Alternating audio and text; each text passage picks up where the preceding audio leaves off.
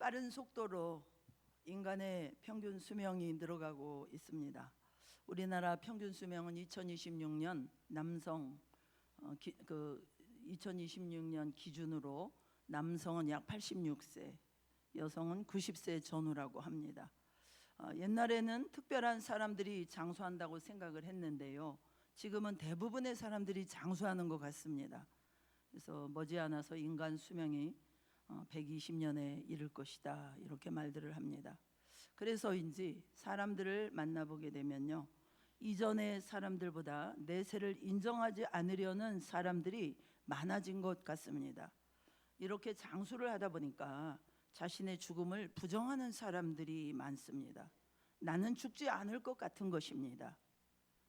요즘 또한 죽음을 굉장히 아름답게 표현하는 작가들도 많습니다.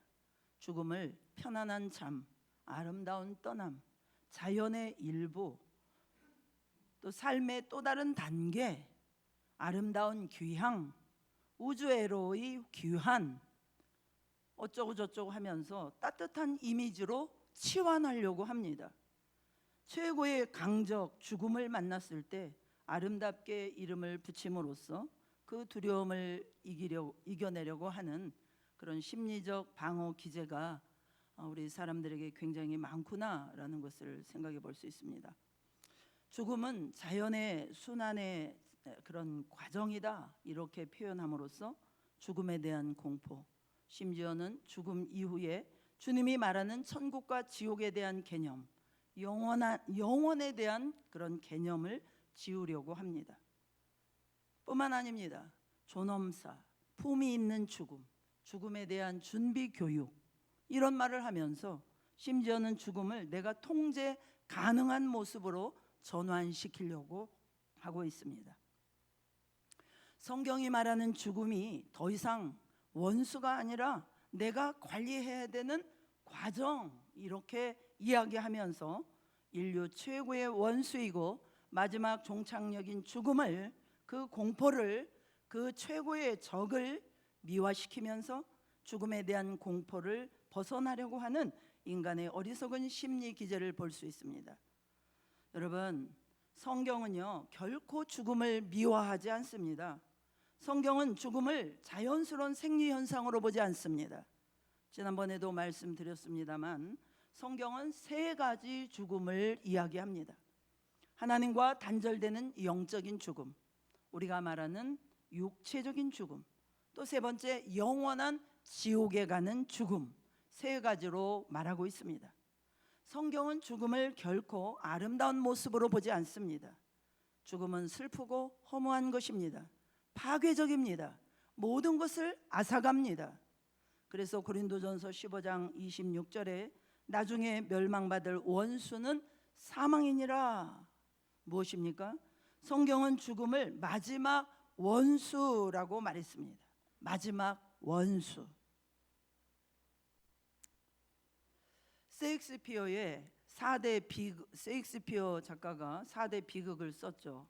그 중에 하나가 햄릿입니다. 햄릿의 5막 1장에 등장하는 그런 무덤과 장면이 있는데요, 서구 문학사에서 굉장히 상징적이고 유명한 장면 중에 하나입니다. 햄릿이 무덤가에서 해골을 들고 있고 그것을 보고 시를 짓는 장면입니다. 햄릿은 어릴 적 자신을 웃기던 궁정 광대 요릭의 해골을 들고 이렇게 말합니다. 이 불쌍한 요릭, 나는 너를 알고 있었어. 한때는 웃음과 생명으로 가득했던, 웃고 농담하던 사람이 이제는 한 줌의 뼈가 되었단 말인가.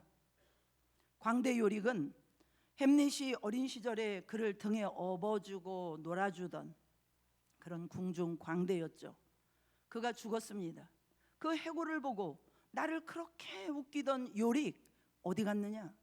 너의 조롱과 익살, 노래, 온 좌중을 폭소로 몰아넣고 했던 그 번뜩이 든 기지들은 전부 다 어디로 갔느냐? 이제 해골이 되었느냐? 그것들이 전부 죽음 앞에서 그쳤다는 것입니다. 잊혀져 갔다는 것입니다. 햄릿의 이 선언은 인간의 모든 영광이 결국 죽음 앞에서 무너지는 것을 보여주며 인간의 삶은 결국 흙으로 돌아가는 유일한 존재이며 그러므로 그 안에서 우리는 무엇을 위해서 살 것인가? 그런 참된 삶의 의미를 묻는 것입니다. 죽음은 우리가 생각했던 것, 추구했던 가치, 모아놓았던 모든 것을 다 제로로 만들어 버립니다. 어떤 미화를 해도 소용이 없습니다. 거기서 다 끝나게 됩니다. 사망이 우리를 쏘고 있고 인생은 제로가 되는 것입니다. 오늘 본문을 보게 되면 사도 바울이 죽음이라고 하는 것이 무엇이고 죽음 이후에 우리가 부활을 통해서 새롭게 덧입게 될 신령한 몸에 대해서 말씀하고 있습니다. 사도 바울은 죽음을 땅에 있는 장막집에서 하늘에 있는 영원한 집으로 옮겨가는 것으로 설명하고 있습니다. 1절 말씀에 다시 보면요, 만일 땅에 있는 우리의 장막집이 무너지면 그랬습니다. 땅에 있는 장막집은 무엇일까요? 건물로서 말하는 것이 아니고, 건물로서의 어떤 집이 아니고 이 땅을 살아가고 있는 우리 육신, 곧 몸을 말하는 것입니다. 그러면 왜 이 땅에서의 우리 육신, 이 몸을 장막집으로 표현했을까요? 그것은 우리 몸이 일시적이고 영원하지 않기 때문입니다. 여기 나오는 장막이라고 하는 단어의 뜻은 덮다라고 하는 뜻을 가진 텐트, 천막을 말합니다. 우리가 아는 것처럼 사도 바울은 텐트 만드는 일을 했던 사람입니다. 그렇기 때문에 텐트를 치고 텐트를 걷고 텐트 안에 산다는 것이 무엇인지를 너무나 잘 알고 있었던 사람입니다. 뿐만 아니라 이스라엘 백성들은 40년 동안 광야 생활을 하면서 늘 천막을 걷고 치고 천막 안에 거하여 살아왔기 때문에 천막 안에 거하며 산다는 것이 무엇인지를 익히 알고 있는 백성들입니다. 여러분, 텐트는요, 아무리 좋은 것이라 할지라도요, 일시적인 거예요. 텐트는 영원히 거주하기 위해서 치는 사람은 없습니다. 임시적으로 잠깐 머무르기 위해서 설치하는 것이죠. 예를 들면 화재라든가 수해라든가 또 지진으로 인해서 이재민이 발생했을 경우에 임시 거처로 텐트를 칠 때가 있습니다. 그리고 운동회를 한다든지 군대에서 야외 훈련을 한다든지 혹은 교회에서 무슨 바자회 행사들을 할 때 임시로 텐트를 치기도 합니다. 두 번째로 왜 우리 몸을 장막집으로 표현했느냐? 나약하기 때문입니다. 이 땅에서의 장막집인 우리 몸은 뭐 철근이라든가 콘크리트 구조물로 만들어진 이 세상의 건물과는 이렇게 비교해 보게 되면 비교가 안 될 정도로 나약합니다. 텐트는 바람에 불면 심하게 흔들리고 심한 폭풍이라도 몰아치면 송두리째 날아가 버리죠. 여러분, 그런 거 많이 보셨잖아요. 고정하지 않으면 바람이 부는 동시에 날아가 버리죠. 뿐만 아니라 홍수를 만나거나 산사태를 만나게 되면 흔적도 없이 사라져 버립니다. 그런데 이것이 바로 우리 몸이라는 거예요. 그렇습니다, 여러분. 우리 몸이 건강한 것처럼 보이지만요, 사실 우리가 팬데믹 기간에 경험했던 것처럼 우리 눈에도 보이지 않는 작은 바이러스 하나를 이겨내지 못해서 목숨을 잃는 경우가 얼마나 많이 있었습니까? 우리 몸은 참으로 나약합니다. 이렇게 몸은 천막과 같이 일시적이라는 거예요. 그러므로 언젠가 장막은 무너지는 순간이 있죠.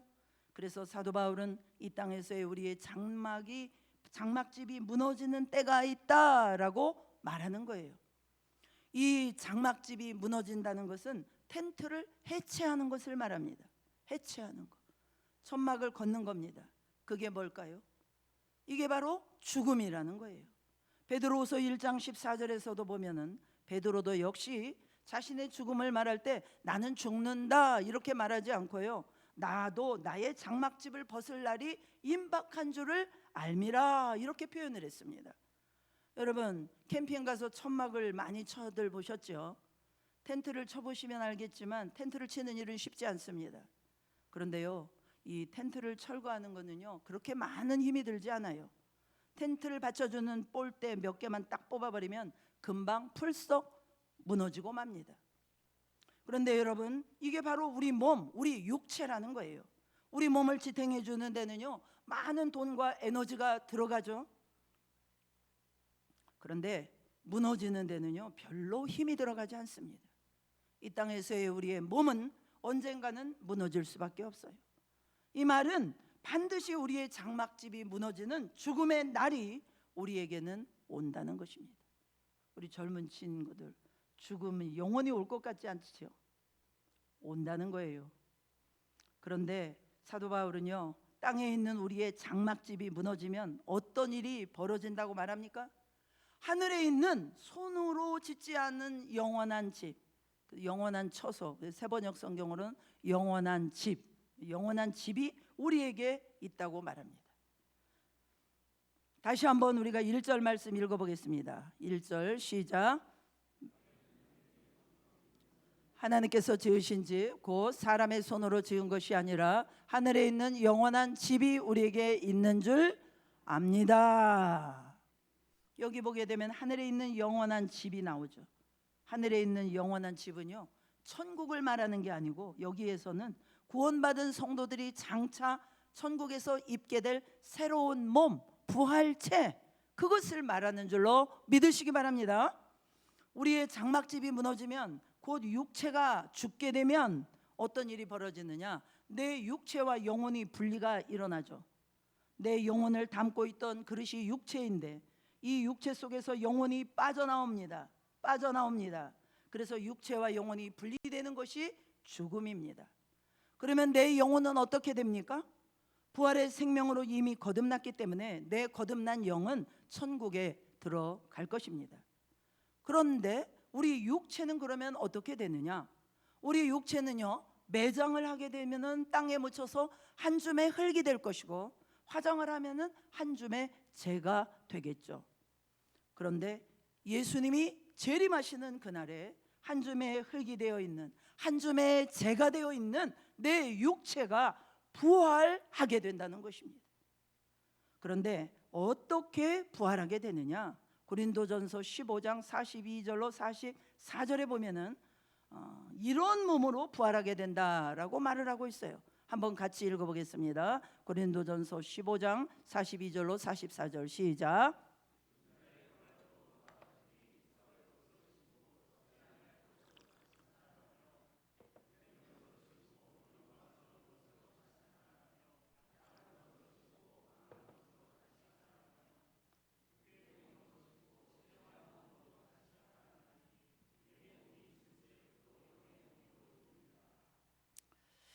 이 말씀을 이 짧은 시간에 다 설명할 수는 없겠지만요, 지금의 우리의 몸과는 너무나 다른 몸으로 우리가 부활하게 된다는 거예요.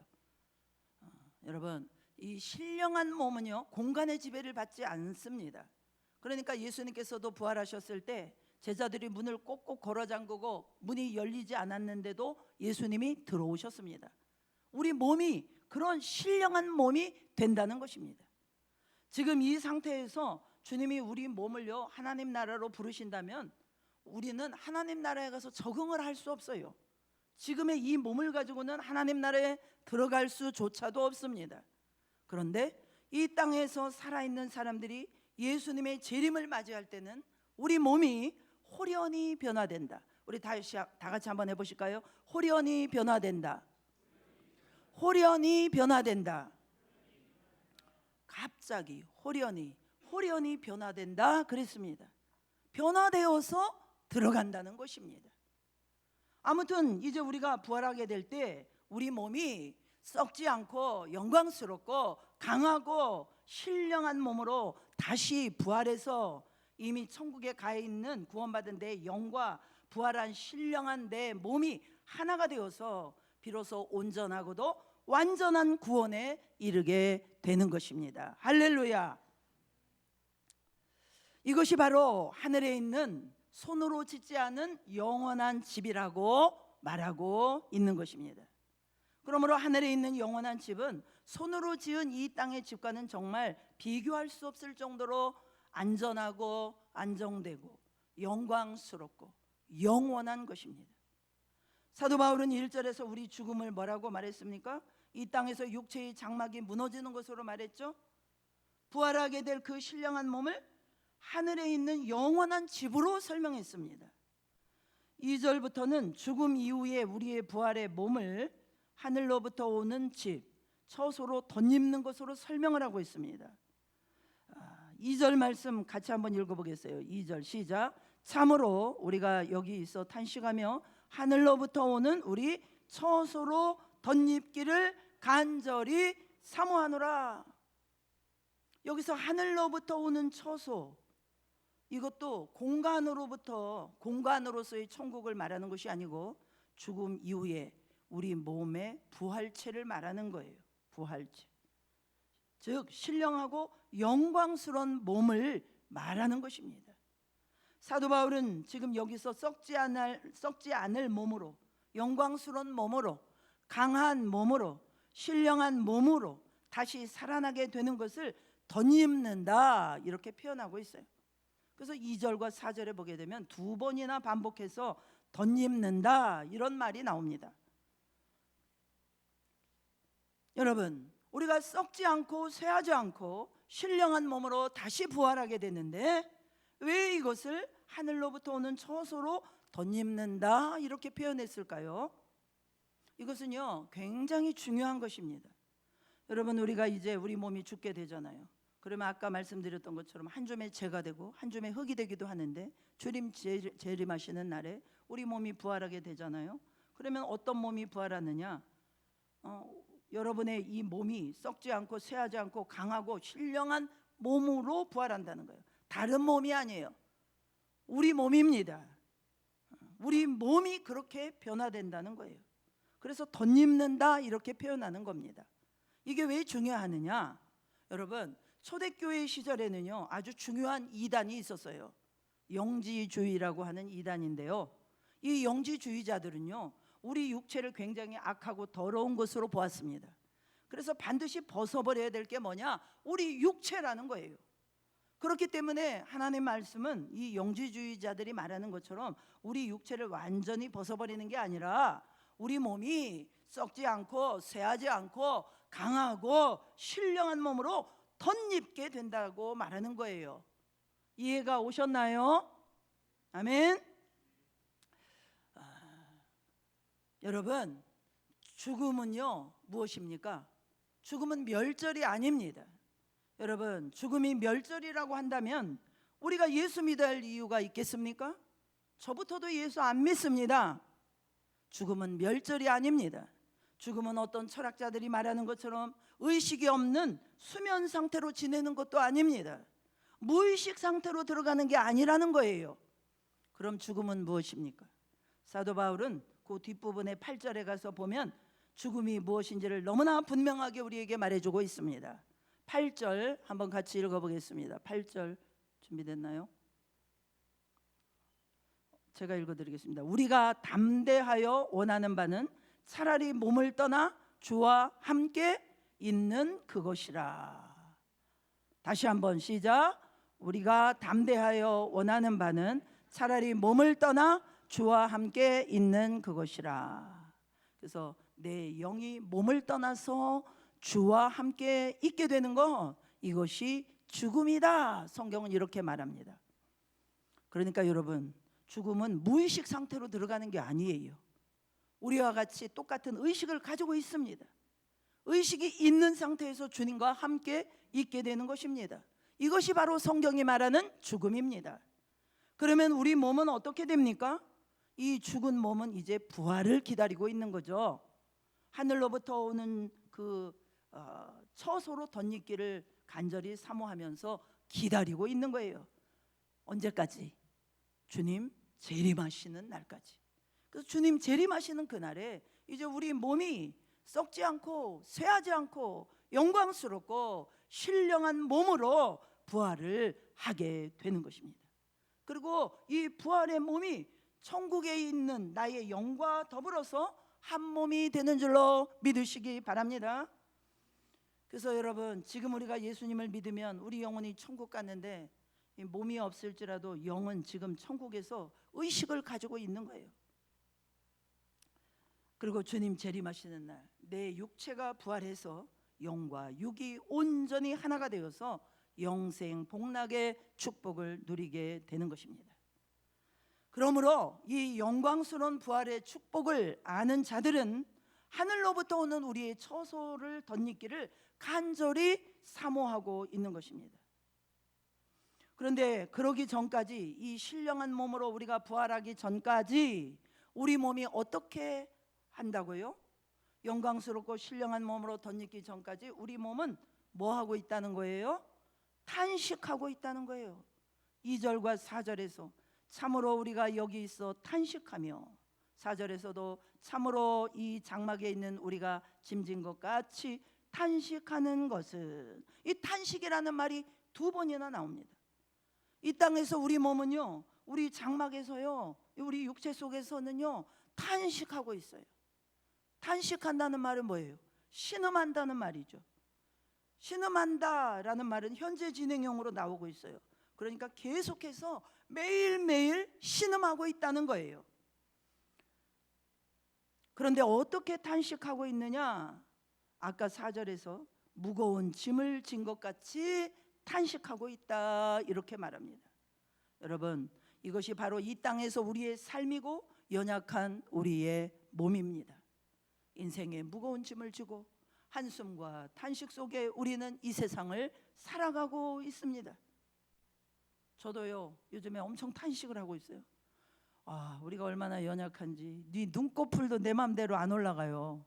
이제 나이가 먹어가지고 이게 내려와가지고 이거 올리려면, 그러니까 저를 오해하지 마세요. 제가 여러분들 대할 때 인상 쓰는 게 아니라 이 눈꺼풀이 안 올라가가지고 막 억지로 이렇게 올리다 보면 인상이 쓰요.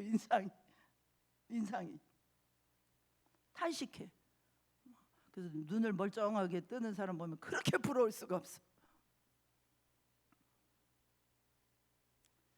믿지 않는 자만이 아니라 부활의 신앙을 가진 우리도 역시 무거운 짐을 진 자처럼 매일매일 신음하면서 탄식하면서 여러분 살아가시지요? 지금도 저희 교회 성도님들, 또 우리 부모님들 특히 가운데, 또 우리 환우분들 가운데 이런 육신의 질병으로 많은 고통과 어려움을 받고 탄식하고 계십니다. 정말 한숨과 탄식이 떠날 날이 없고 매일매일 신음하며 살아갈 수밖에 없는 것이 우리 인생이고 연약한 우리의 육체입니다. 그런데 역설적입니다. 역설적이지만 누가 하늘로부터 오는 처소를, 옷 입기를 간절히 사모할까요? 누가 하늘에 있는 영원한 집을 사모하던가요? 건강한 자들입니까? 아닙니다. 무거운 짐을 진 것 같은 탄식을 경험하며 사는 자들입니다. 삶의 무게를 감당하지 못해서 쓰러지고 넘어지는 자들입니다. 육체의 약함을 인해서 매일매일 고통 속에 신음하면서 살아가는 사람들입니다. 수많은 인생의 문제로 신음하면서 고통 중에 살아가는 사람들이 주님의 재림을 사모하고, 주님, 내가 하늘로부터 오는 처소로 덧입기를 사모합니다, 이런 기도를 드린다는 것입니다. 그런데 만일 우리의 인생 가운데 탄식이 없으면요, 매일매일 신음하는 것이 없으면요, 이 땅에 있는 나의 장막집이 무너지는 것을, 내 인생의 죽음을 너무너무 두려워한다는 것이에요. 아니, 이 땅에서 결코 천국을 사모하는 일은 없을 것입니다. 그러므로 우리 인생의 한숨과 탄식, 참 이것은 고통과 괴로움이기도 하지만 도리어 한숨과 탄식이 없는 영광스러운 부활을 사모하는 그런 소망을 우리에게 줄 수도 있는 줄로 믿습니다. 사도 바울은 4절에서 생명에 의해 삼킴바 되는 죽음에 대해서 언급하고 있어요. 우리 4절 말씀 한번 같이 읽겠습니다. 4절 말씀 시작.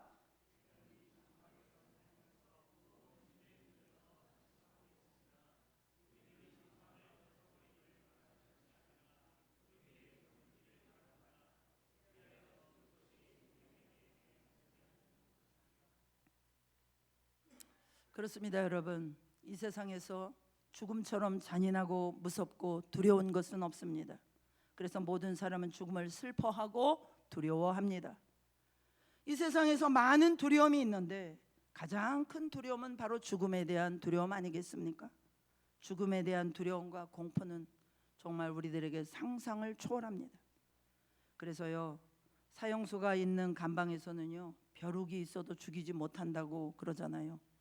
모기가 사람에게 붙어서 피를 빨아먹고 있어도요, 사형수가 보는 앞에서 모기를 죽이지 못한다는 것입니다. 왜 그럴까요? 사형수로 하여금 죽음을 생각나게 만들어서 죽음에 대한 두려움을 갖게 만들기 때문이죠. 그런데 성경은 아담 한 사람의 범죄로 말미암아 사망이 우리 가운데 왕노릇하게 되었다라고 말하고 있어요. 로마서 5장 17절, 한 사람의 범죄로 말미암아 사망이 그 한 사람을 통하여 왕노릇하였은즉 더욱 은혜와 의의 선물을 넘치게 받는 자들은 한 분 예수 그리스도를 통하여 생명 안에서 왕노릇하리로다. 여러분, 사망이 왕노릇했다는 말이 무슨 말이에요? 사망이 왕처럼 군림하면서 다스려 왔다는 것을 말하는 거예요.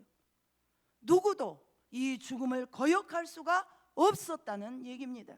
이 사망의 권세 앞에서 오고 오는 수많은 모든 사람들이 무릎을 꿇었다는 얘기예요. 권세와 권력 있는 사람도 이 죽음의 권세 앞에서 무릎을 꿇었습니다. 백발의 노인만이 무릎을 꿇은 것이 아닙니다. 어린아이도 젊은 청년도 죽음의 권세 앞에 무릎을 꿇었습니다. 가난한 사람만이 죽음 앞에 무릎을 꿇은 것이 아닙니다. 억만장자도 재벌도 이 죽음의 권세 앞에 무릎을 꿇었습니다. 그런데 이 사망이 생명에 의하여 삼킨 바 되었다라고 말합니다. 여기서 생명은 바로 예수 그리스도의 생명인 줄로 믿습니다. 죽음의 권세를 깨뜨리시고 부활하신 예수님의 생명에 의해서 이 죽음이, 이 사망이 삼킨 바 되었다라고 하는 것입니다. 여러분, 여기서 삼킨 바 되었다라고 하는 말이 무슨 말이냐? 상대가 되지 않을 정도로 압도당했다는 거예요. 압도당했다. 고린도전서 15장 54절에도 사망을 삼키고 이기리라, 사망을 삼키고 이겨버리신 것입니다. 많은 사람들은 이 세상의 죽음보다도 더 분명하고 확실한 것이 없다라고 말하고 있어요. 맞습니다. 출생보다 더 분명한 것은 죽음이죠. 왜냐? 태어날 수 있었던 많은 생명들이 이 땅에 태어나지 못하고 어머니 뱃속에서 죽는 아이들이 얼마나 많습니까? 우리 대한민국에서 오늘 낙태를 당해서 죽어가는 어린 생명들이 얼마나 많냐고요. 그러면요, 출생보다도 분명한 것은 죽음이라는 거죠. 죽음보다 더 확실한 건 없죠. 이 세상에 태어난 모든 사람은 다 죽습니다. 그런데 죽음보다 더 분명하고 확실한 것이 있습니다. 그것은 바로 예수님의 부활임을 믿으시기 바랍니다. 세 가지 이유가 있습니다. 이 부활이 확실한 이유. 첫째, 그 사망이 예수님 부활의 생명에 의해서 삼킨 바 되었기 때문이고요. 두 번째, 예수님이 부활의 첫 열매로 부활하셨기 때문입니다. 예수님이 부활의 첫 열매가 되셨다는 얘기는 예수님과 연합한 우리도 이제는 당연히 부활할 수밖에 없다는 사실을 말해주는 건 줄로 믿습니다. 그런데요, 이 두 가지 이유보다도 분명한 이유가 있습니다. 그것은 뭐냐? 바로 부활의 보증으로 성령님을 우리 가운데 보내주셨다는 사실입니다. 오늘 5절 말씀 우리 함께 읽어보겠습니다. 5절 말씀 시작.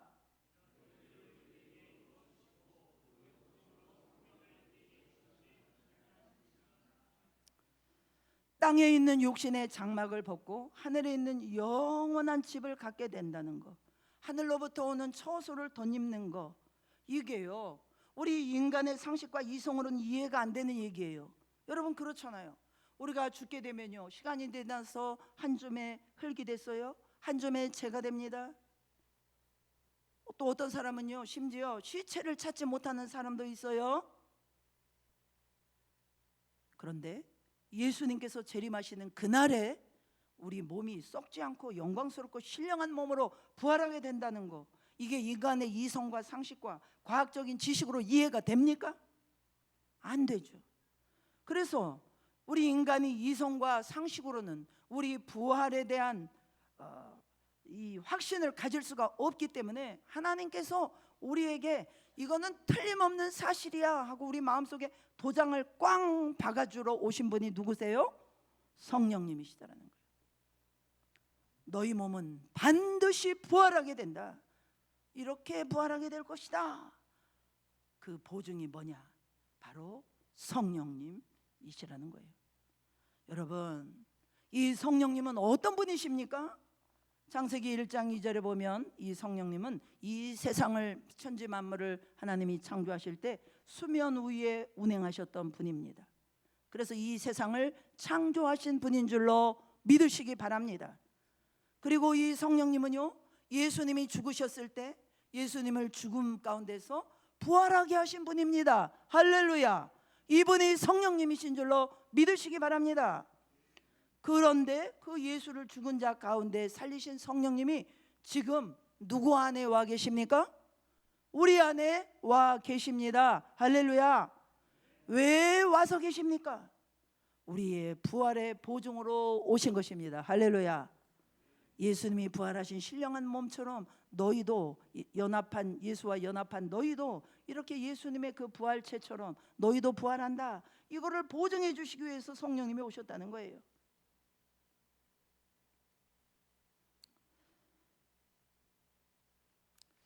너희는 부활할 거야, 이렇게 약속만 하셔도 우리는 하나님이 너무나 신실하신 분이기 때문에 그 부활을 믿을 수밖에 없어요.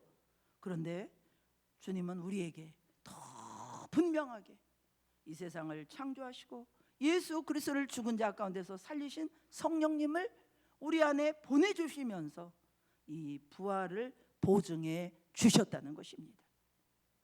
그러니 여러분, 이것보다 확실한 게 어디 있습니까?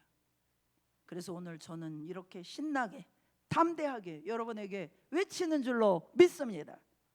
여러분이 죽는다는 것도 분명하지만 여러분이 죽음보다 더 분명한 사실이 뭐냐? 그것은 여러분의 몸이 부활한다는 사실입니다. 몸이 아프신 분들 소망을 가지시기를 축복합니다. 초대교회 성도들은요, 이 사실을 믿고 살았어요. 이 부활을 확신하며 살았습니다. 그렇기 때문에 한결같이 죽음을 두려워하지 않았습니다. 어떤 핍박과 어려운 상황 속에서도 견고하며 흔들리지 않았습니다. 히브리서 11장 38절에 보게 되면요, 이 사람들은 세상이 감당하지 못하는 사람들이라고 그랬어요. 부활의 확신을 가지고 담대하게 살았던 이 사람들은 이 세상이 감당할 수밖에 없는 사람들이었어요. 그렇죠. 깡패들 가운데서도 누가 두목이에요? 아무리 키가 작아도요, 죽음을 무서워하지 않는 사람이 두목이라고 그래요. 저도 들은 이야기입니다만, 죽음을 무서워하지 않는 믿음의 사람들, 이 세상에 감당할 수 있겠습니까? 여러분, 어깨를 좀 펴십시오. 얼굴도 펴세요.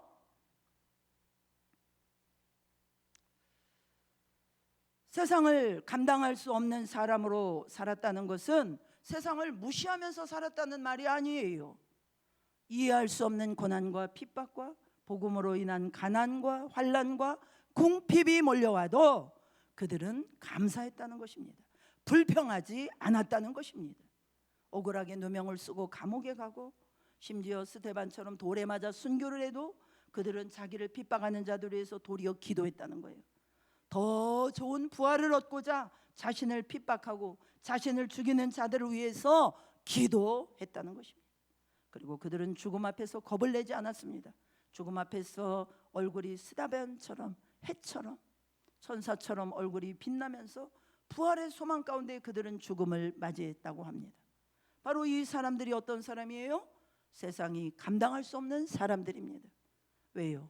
세상의 모든 사람들은 불평하고 짜증내고 복수하고 죽음 앞에 벌벌벌 떨고 겁을 내는데 믿는 사람들은 그렇지 않게 살아가니까요. 이 사람들이야말로 이 세상이 품을 수 없는, 이 세상이 감당할 수 없는 그런 사람들이었다는 거예요.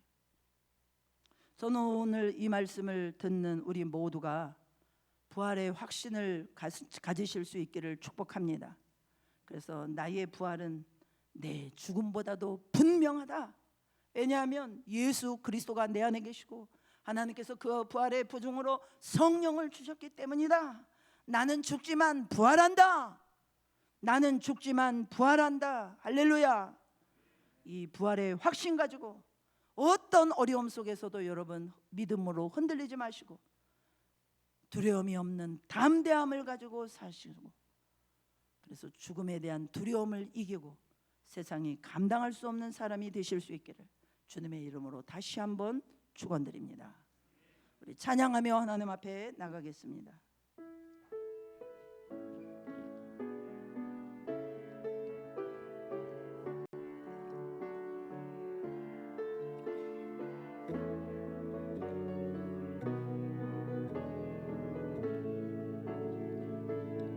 주 하나님 독생자 예수 날 위하여 오시었네. 내 모든 죄 다 내 사시고 모든 죄 용서하시고 죽음에서 부활하신 죽음에서 부활하신 나의 구세주 아멘.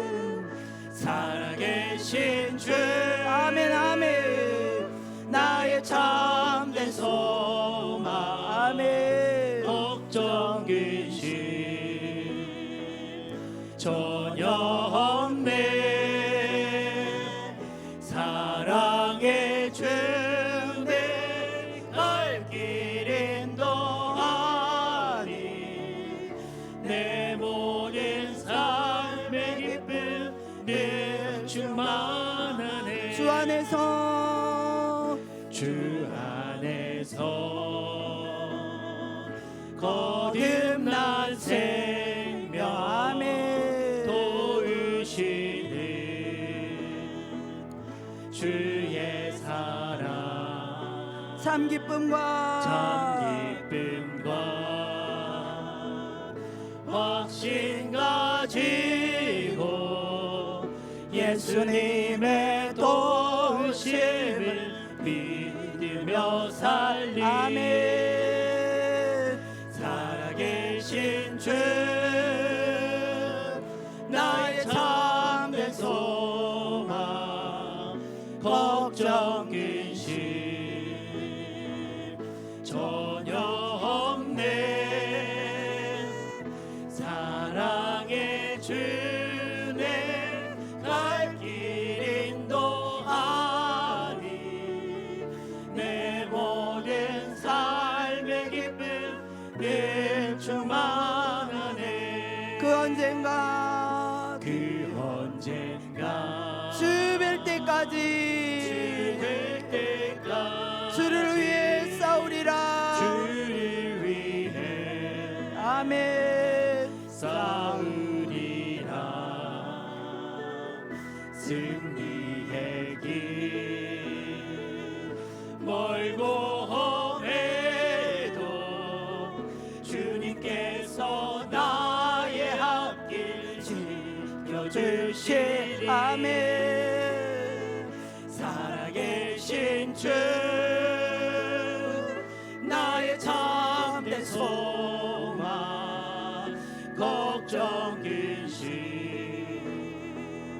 전혀 없네. 사랑의 주 내 갈 길 인도하니 내 모든 삶의 기쁨 늘 그 언젠가 주 뵐 때까지 그 언젠가 주 뵐 때까지 주를 위해 싸우리라. 주를 위해 아멘. 싸우리라. 승리의 길 멀고 험해도 주님께서 나의 앞길 지켜주시리. 살아계신 주 살아계신 주 아멘. 나의 참된 소망 걱정 근심 전혀 없네. 사랑의 주 내 갈 길 인도하니 내 모든 삶 살아계신 주 주님이 나의 참된 소망입니다. 주님이 나의 능력입니다. 주님이 나의 권세이십니다. 주님이 나의 기쁨이십니다. 주님이 나의 위로이십니다. 주님만이 나의 평강이십니다. 전혀 없네. 사랑의 주내 갈 길 인도하니 내 모든 삶의 기쁨 늘 충만하네. 우리 오늘 들은 말씀을 기억하면서 우리 함께 기도하시겠습니다. 그렇습니다. 우리